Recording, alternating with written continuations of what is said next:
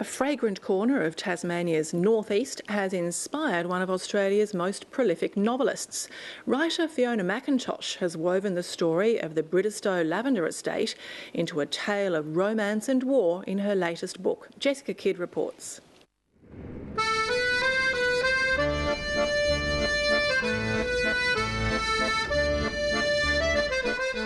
You'd be forgiven for thinking this lavender field lies in a quiet corner of southern France. But these curving purple rows have been blossoming in Tasmania's northeast for 90 years. English chemist and perfumer Charles Denny and his wife Blanche emigrated to Tasmania in 1921. They brought their two sons, a bag of lavender seeds gathered from the French Alps, and founded the Bridestow Lavender Estate.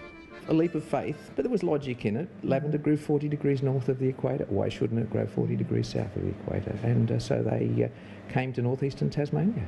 The Denny's flowers didn't just grow, they flourished, and the prized oil extracted from the purple blossoms is now exported back to France's perfumeries. The farm's current owners continue to nurture the Denny's bold vision. It's probably the purest strain of lavender available in the world now, of the true Lavandula angustifolia. It was learning about the Denny's journey to Tasmania that inspired Fiona McIntosh's latest work, The Lavender Keeper. With a bit of literary licence, McIntosh has woven their story into a tale of war and intrigue. It just all came together. A writer will bring these things together and it just seemed to work. How about a story about a lavender keeper in Provence, bringing his seeds, surviving the war and bringing his seeds out to Australia. Set in occupied France during World War II, the story follows Luc Bonnet as he falls in love with British spy Lisette Forestier, who's on a mission to infiltrate the German ranks. The characters display the human flaws Fiona McIntosh's writing is known for. Enjoy this one. Now, all the hallmarks that you like in here are in there. Oh, people are going to die? Yes, people are going to die. Thank Absolutely. You. My friend reads these and then horribly. As the book's name suggests, the violet blossom plays a leading role, with Luke carrying nothing from his past but a small pouch of lavender seeds from his family's farm. It's a very easy concept to work with, of course, because it's a colour, it's a fragrance, it's a flower, it's a herb. I mean, everybody knows what lavender is, and most people have a concept of what it smells like.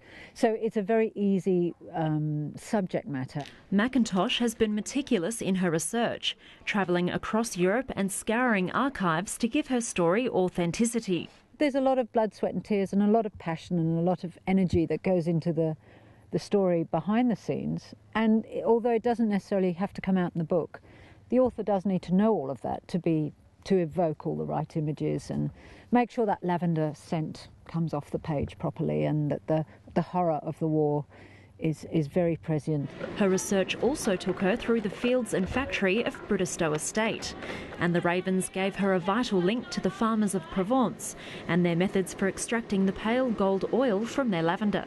We've walked in their footsteps wherever they've been. They've taught us about perfume, they've taught me about extracting the oil, and just their passion for lavender has really added real oomph to the story as well. Well, I think Fiona likes to get things right. I think it's faction. Yeah. It's not fact, it's not fiction, it's somewhere in between.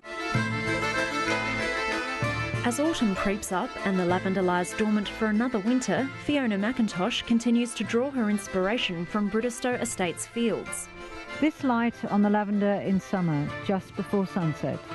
The field's hedgerow deepened to glowing emerald and finally to dark sentinels, while the pebbly rows between the mounds of purple blooms became smudges of shadow.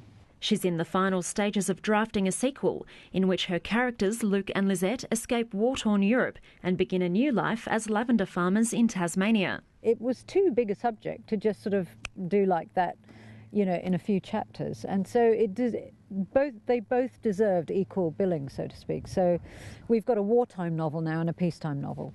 It's due to be released next year, and fans and locals alike are excited that Tasmania's picturesque northeast has provided the setting.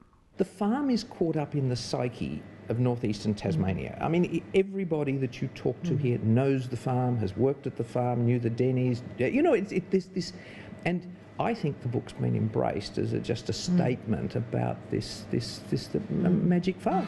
As for its author, who divides her time between homes in Adelaide and the Huon Valley, she's left open the possibility of setting more novels in her favourite state. Why not? Tasmania's addictive for me. I can't get enough of it.